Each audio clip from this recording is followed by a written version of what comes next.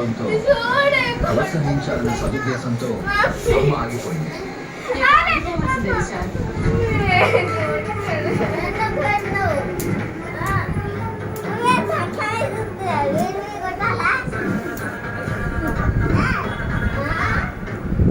అంతే కదక్కా, ఇప్పుడు కూడా వెనక్కి ఉన్నావు నువ్వు.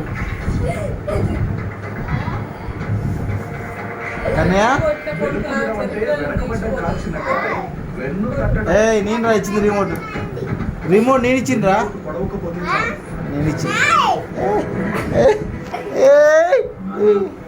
ఎందుకు అమ్మని అలా అంటావు? కూడా అంటాను నాన్న ప్లీజ్.